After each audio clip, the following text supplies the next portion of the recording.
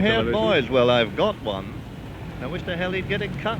Young lad, it's up to himself to please himself what hairstyle he'd like, isn't it? I reckon it's unhealthy because it collodes a lot of dust and all that. Tell you the truth, I can't tell one from the other. I see nothing wrong in it. Bloody awful. If I tell you what I think of them, I will keep quiet.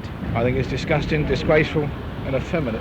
I know, but with my boy, I'd sling him out. They're frightened of being just like ordinary people.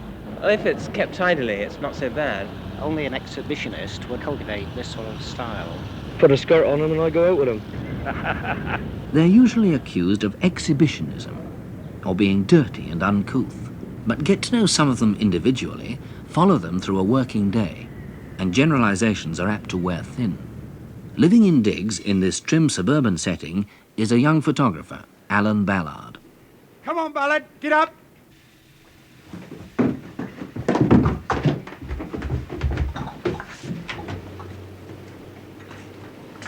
Mister, steady, boys. All right, well, what do you expect this time in the morning? Well, I've been trying for the last 4 or 5 weeks to get you. You know, it's Well, pretty you- early, isn't it? Early? What time do you think I've got to go up? Well, you want your milk in the morning, I've got to get up, haven't I? You finish work when I start. That makes no difference to me. Yeah, You change your jobs, coming on out. How much is it then? About £3, 4 and 6 at the moment. All right, well, take it. Right. And will you try to pay regular every week and make it easier for the milkman? Yeah, all right. And can we have these washed? My father thinks my hair is long because his is short and he doesn't like long hair. Well, we're very close, I think, as far as fathers go. But why should the older generation think that they look so wonderful and that we should copy them? As a photographer on my own, freelancing, I've been working, well, just over a year. I don't know how much I earn. I'm yet to see the tax man. I'd imagine that I've got about 1,200 in the bank at the moment, and that means that I must have earned about, well, £3,000 to £4,000 last year.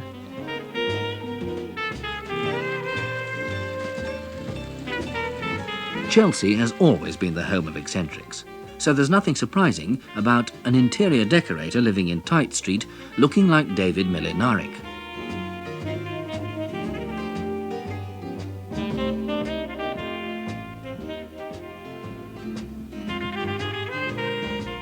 My father's attitude to long hair was very severe to start with. He didn't like the idea at all of my having long hair. When I started doing a job and proved that I could do this job, which he thought was a very flippant kind of career anyhow, his attitude changed completely and he became far less critical, and I think now accepts it perfectly normally. This has gone on a long time, of course, so whether in fact it's that or just plain, straightforward wearing down process, I don't know. I don't understand why short hair has become such a tremendous convention anyhow, because through all periods of history people had long hair and they look much, much nicer. Then there's Nick Charal, a kind of cross between a good-humoured Jimmy Porter and an unlucky Jim.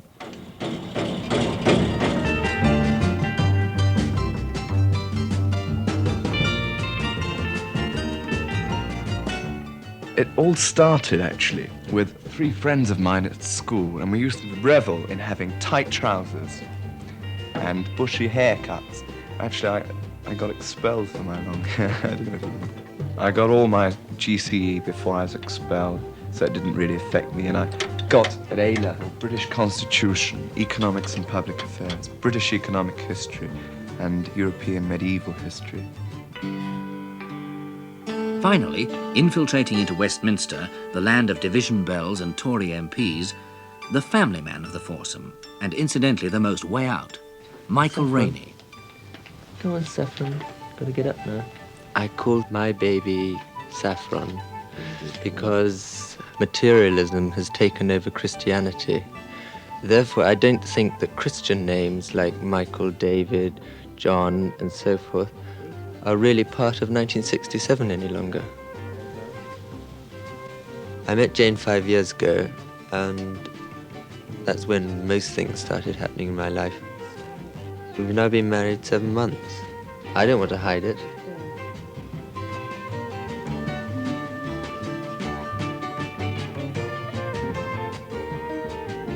We moved into this house the day that the baby was born. It was a very strange coincidence, because it was as though now that there was a house for baby to be in. I mean, that's one of the reasons why it's all rather disorganized. The extraordinary thing is that my father, who's been in the army all his life practically, 5 years ago more or less ordered me to go and have my hair cut. And he's begun to come round to thinking about it in a completely different way. Not so much just the fact that, oh no, you can grow your hair long, but by feeling that we should be allowed to have our freedom. Curious that the length of hair has become more a point of principle than a mere matter of taste. Perhaps it's worth enlisting the view of a psychiatrist. Many boys today have long hair because they are letting themselves be sexually attractive to girls. I think the short-haired, short back and sides boy was needing to deny his tenderness, needing to deny his attractiveness to the opposite sex. Girls always liked long hair, they liked it through history. And if you talk to a girl nowadays, they will all agree that they really do like boys with long hair, well-groomed, well-turned out. They like boys to be handsome. They also like to stroke boys' hair. And it's very difficult to stroke a bristly Prussian crop. I think the older generation are fixated on short back and sides really as a way of saying, I simply do not understand young people anymore. It's as if they use hair as a demonstration of their total bewilderment, total lack of contact, total lack of awareness as to what is going on with young people. And I think underneath this there is an enormous envy on the part of the older generation for the younger generation. While his father worries about his appearance, Alan is entirely obsessed with work. I must have spent about £600 on equipment alone. And I don't think you can ever have enough photographic equipment anyway. So I don't live to the money I earn because I'm still building up a business. It's often said that we're effeminate because of our hair and our clothes, but people of my generation are having far more babies than our parents ever had.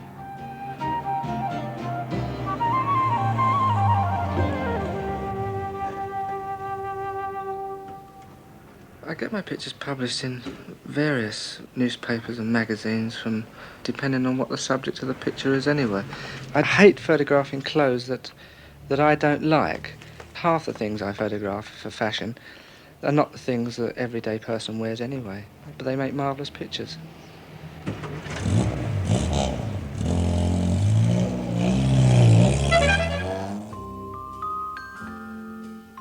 I wanted to have my own business, more than anything to be independent and to work in a way that didn't necessarily conform to starting at 9:30 and finishing at 5:30. Hello. Are you working on now? This is for Rupert. That's so I've just done this quick sketch so we can get some idea of what it's going to look like. It's beautiful. Is there any letters?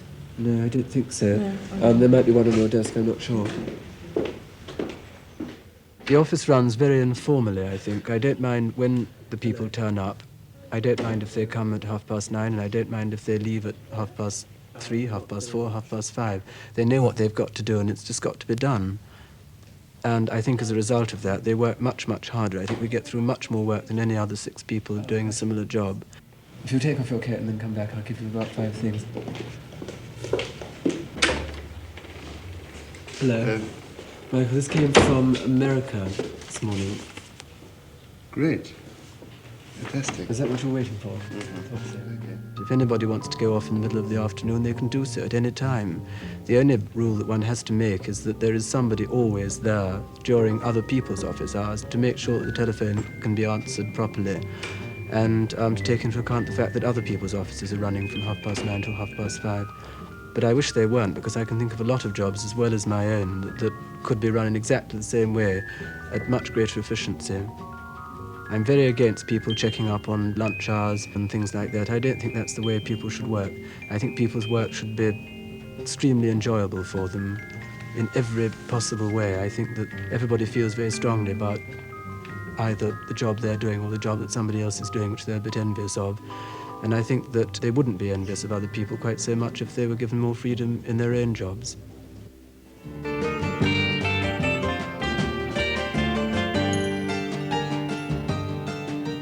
I was very determined not to have a 9-to-5 job because somehow I just don't see that that is what life is all about.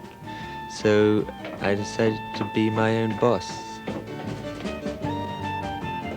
Michael Rainey is in the vanguard of the sartorial revolution. He has called his shop Hung on You. As all these things that are being done here are being copied all over the place, I mean, is influencing all over the place. What we must do is get a shirt for summer that'll sort of flow in the wind, that you can wear as a shirt, Moves with the jacket, wind, you know, yeah. sort of work. Just is completely free of any attachments like Doesn't have to collars and tuck things into like, trousers No, or it doesn't anything. tuck in, and is absolutely just hangs. It'll have to be a sort of heavier material than. And have it sort of tight round the ribs, Yeah. but flowing as it gets to the hips. Yeah. As long as you don't move in straight lines, it all flares out as you move about. Sure, it'll Therefore, you've got to have the material to make it flow as well. I know, Everything it's all should got to be different. special material. It would do up around where the trousers do up, but then it would just hang over, like with cuffs, you know. You can have sort of lettering embroidered with it, messages for people on their shirts. We could, yeah, definitely Middle Eastern ones, Middle Yeah. Eastern embroidery and lettering and things like that, so that no one really gets the message at all. Yeah. Marvellous. Some people see a connection between the changing image of the male and the fact that for the first time in our history, there are more boys than girls.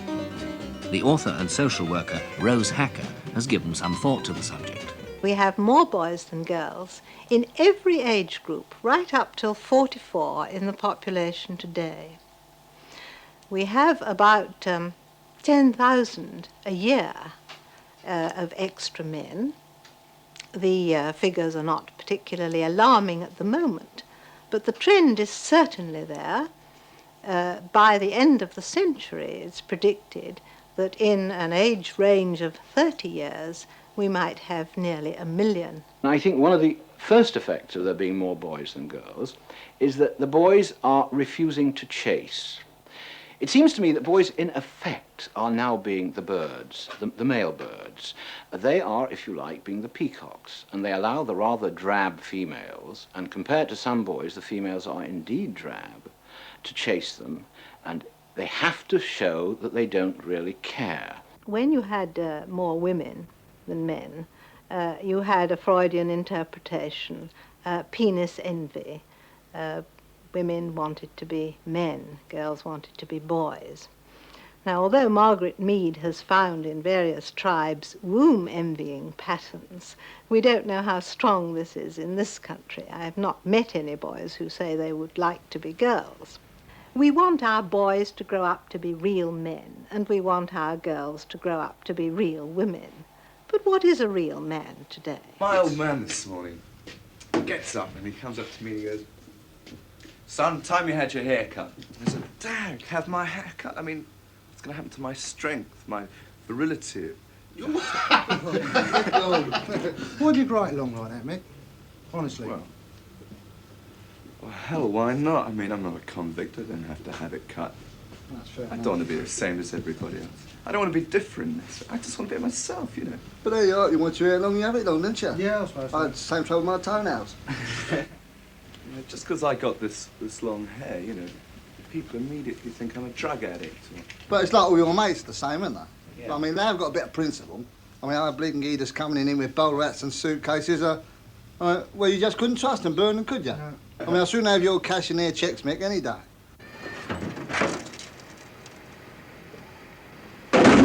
I don't intend staying in this job for more than 3 months because I believe on keeping on the move, seeing as much of life as I can. People go to Oxford, Cambridge, all the other universities. My university has been a cement factory and various paper mills I've worked in. I've done Europe pretty well. I went behind the Iron Curtain 2 years running, which was a gas. I really liked that.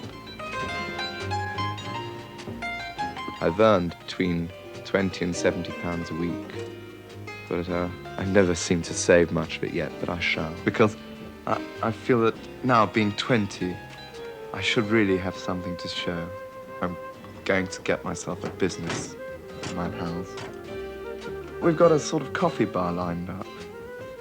And all we have to do is save 1,000, and it's ours.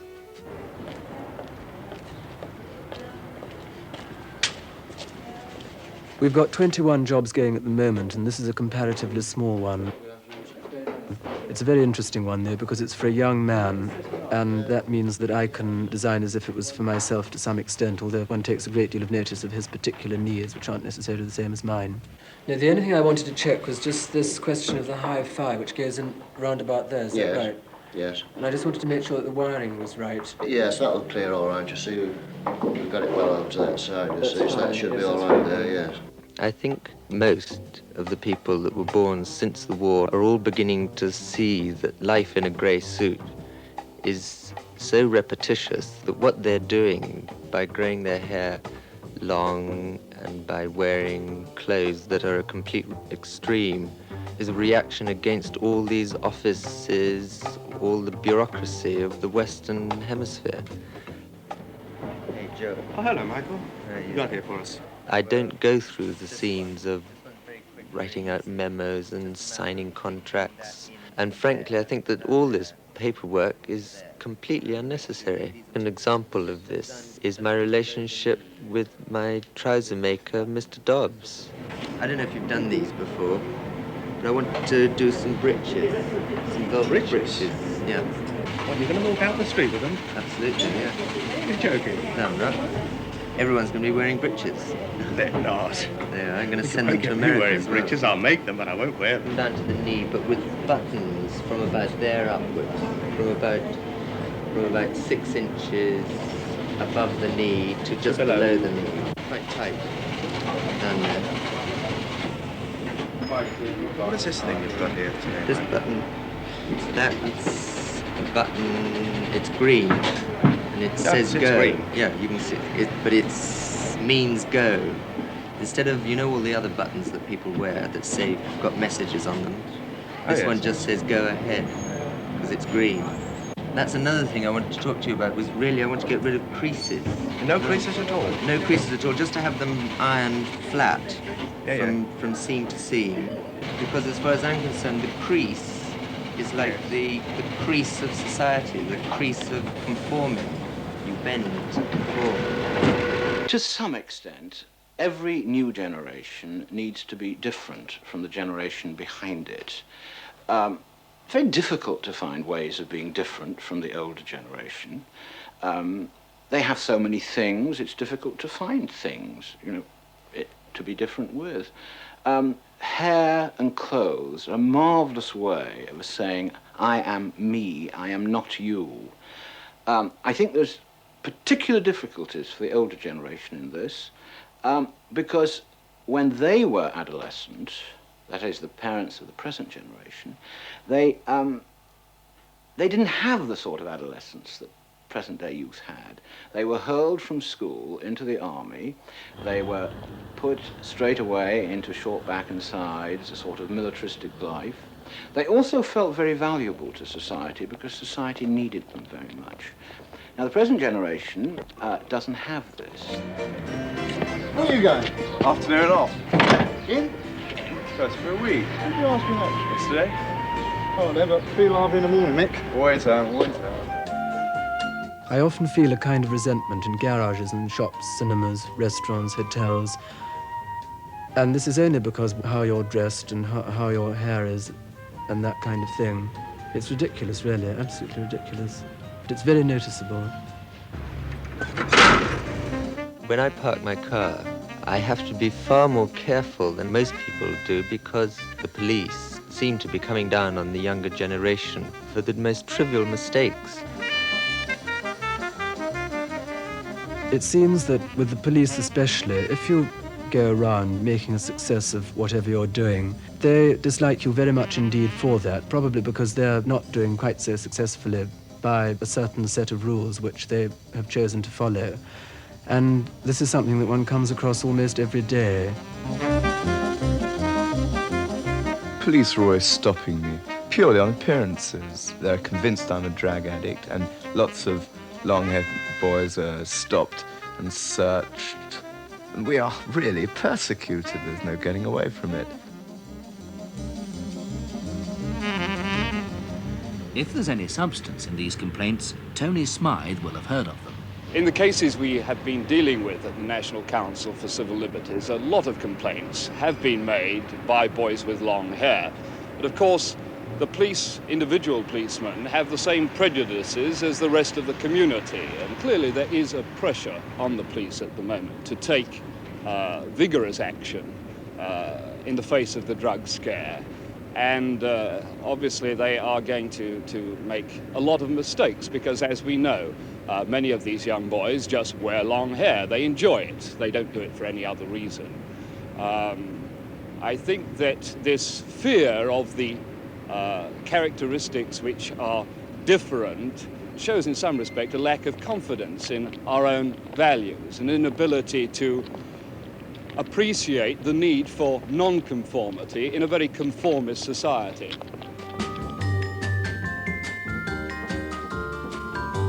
It makes me terribly depressed to see people so tense and unfriendly and unhappy. And I go into the park just to come back to sort of nature and basic life. It's all so natural and pleasing.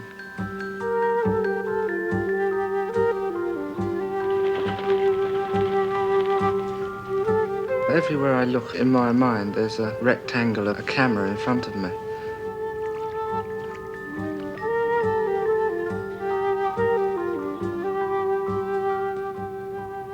I'm terribly intrigued by railings and spikes which you can silhouette against the sky. Often it's useful as a background to a headshot. I love the reflections in water and should get under bridges due to backlighting, that the picture itself could never be used, because it's so ordinary and seen so many times. It's pleasing on the eye, but it's corny. The point here is that the final coat will go on over this weekend. We had to stop it because of the rooms were all lit last night, but it will be completed over the weekend.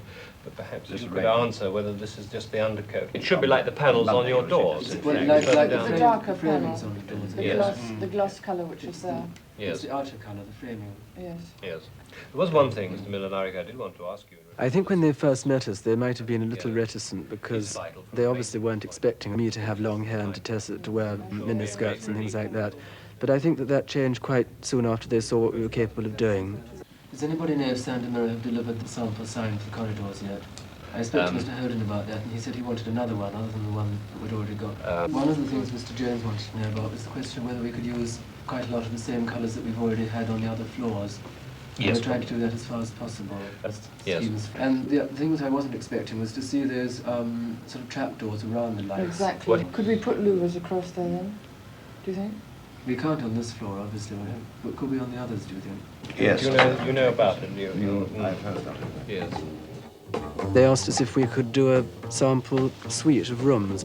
One of the conditions was that it would be finished in 10 days from the date of our starting work. We were rather horrified at the idea of that, but we thought we'd just do it, and that was that. And we started off by shutting ourselves up with the resolution that we wouldn't leave the room until we had decided exactly what we wanted to do to everything.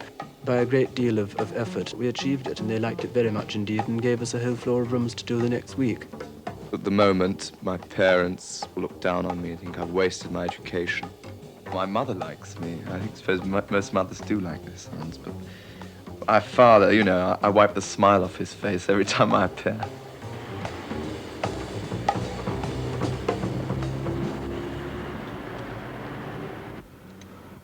I want a house to give me some kind of mental security. This is within the money that I could afford, and it's so independent, rather like my own personality. It's detached.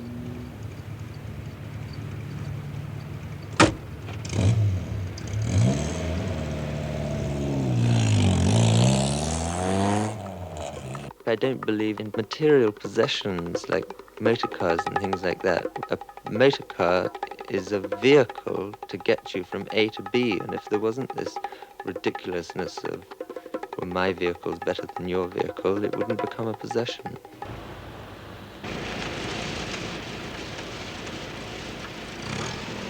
I worked for 3 months in a place like that. It's like something out of Kafka. That's right, all 9 to 5. Yes, sir, 3 bloody bags full. And what do they produce? Masses of paper. And ulcers. Yeah, that's not for me, mate. They don't have the feeling that they're needed much by society. They don't feel particularly valued by society. So as a result, they have to show more and more that they are different, that they don't belong. They're also, of course, better educated than their parents were, and much more able to see, I think this is true, the sheer crass stupidities of adult society. You're expecting me, right? This is definitely what I'm saying about. Right, let's have a look. This is basically the style, and I've done a little drawing for you. I think that the younger generation are marvellous. They're coming out in splendid colours, and whether the adult population wants to accept it or not, everything's going to be much more happy and pleasant. What I want really is what I had last time, but in a different colour. And last time you had a marvellous sort of aubergine. Oh, well, this would be in this book here. Aubergine. Yeah. You've got something like this in a brown. In a brown? Yes, I think so. You'll find they'll be quite okay. The length's okay. Yeah, The leading authority on the social implications of fashion is James Laver. Ever since 1800, English tailoring has dominated the world.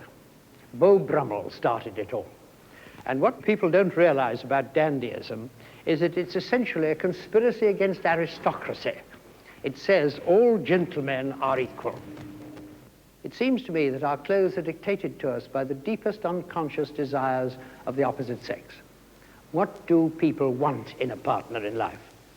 Well, I'm afraid throughout history, what men have wanted has been sexual attractiveness on the part of their prospective partner. And that is why the erotic principle is always present in female dress. When we come to that crisis in human affairs, which is usually called the French Revolution, and which is really the victory of plutocracy over aristocracy, since then, all men have dressed as bankers, because that was the way to reassure the little woman that you were going to support her for the rest of her life. And it is precisely because that dominant providing male idea is vanishing more and more as the state takes over the functions that used to be exercised by the father, and because women are earning their own livings, that they can begin to choose their partners in life by their attractiveness as men. And if they do that, the erotic principle will transfer itself back to male dress and may even overcall the clothes which women are allowed to wear. The young boys are very fashion conscious these days, and over a very wide field of lads too, as a matter of fact. Not only pop groups and the sort of lads that follow the pop groups, middle class lads, and right up to nobility, if you like. Rather than flamboyant style, it's now moving on to flamboyant colour. In fact, we're introducing this now with oranges and orange and light tans, yellowy tans and things like that. All ties, cravats, etc. will probably go. Hold on. Nice blue now. It's the new French cut. Round to the left. It's slightly wasted. I think the trousers are perfect for length. Excuse me.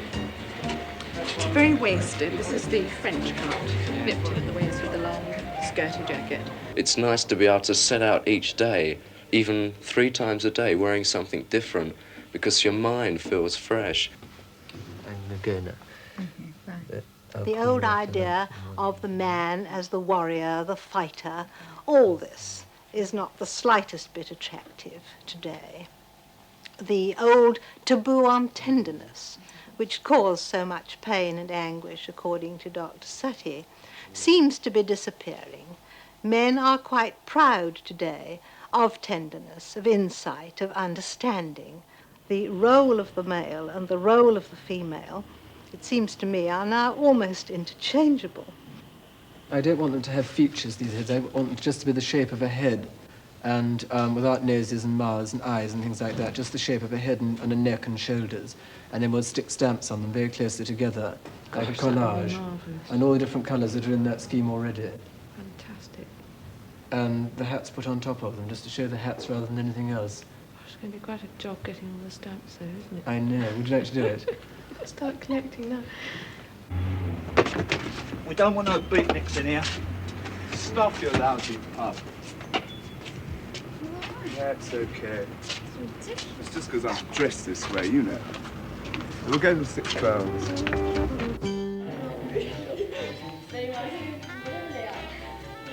I feel very strongly about having very close friends. Every day I think I see most of my friends. We don't drink very much. We just sit around and read newspapers, chat, drink tea very often.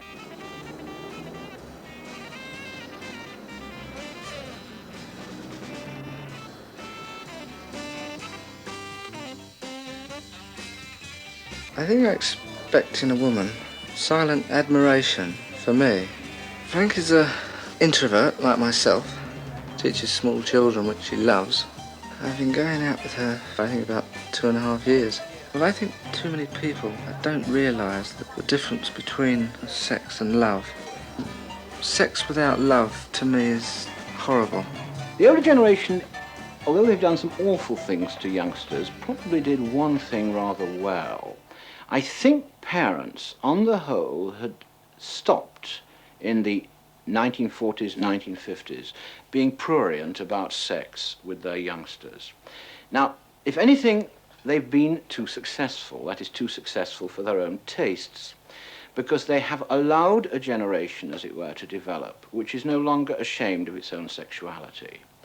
It's rare nowadays, I think, to see young people complain of impotence, complain of frigidity, complain of sexual incompetence in a whole variety of ways.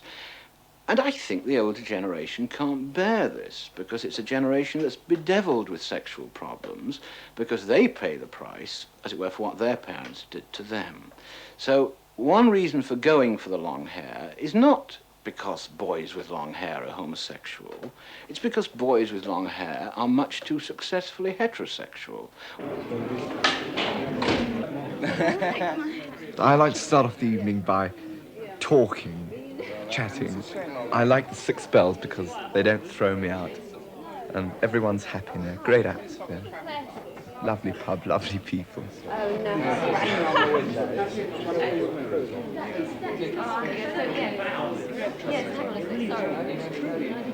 God has become an excuse. I mean, it's really What is frightening is it becomes a reality when people believe it. And if Cardinal Spellman says, kill a commie for Christ, there may be a hell lot of people who want to go to Vietnam and kill commies because they think that it will in some way get them through the eye of the needle. Get them through the eye of the needle. This is what's frightening. And it's amazing for Cardinal Spellman even to have said it in the first place. Yes, you know, that just, I mean, as far as I'm concerned, just goes to prove that the whole religious scene, I mean, the Christian scene today is completely based on a material thing. I don't think that one should in any way underestimate that behind every young person with long hair, with beautiful shirt and so on and so forth, there is an awareness of his utter helplessness in relationship to what can happen to the world. The older generation sneer and write letters to the newspapers about the way young people are behaving at the moment.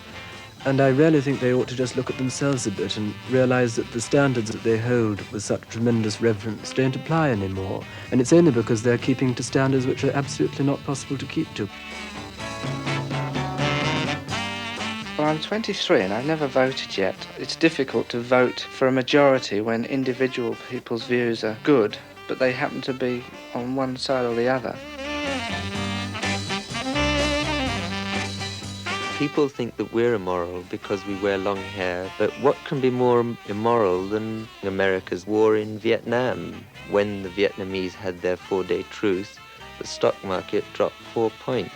So how can we be expected to be involved with politics when British politics has become American politics, and American politics seem to me to be gangsters' politics? I'd march for anything I really believed in, and CND happens to be something I believe in. I'm quite frankly terrified of being blown up. Any sane person is. If the older generation would concentrate more on the problem the bomb poses and less on my hair, but then I'd be happy for one anyway.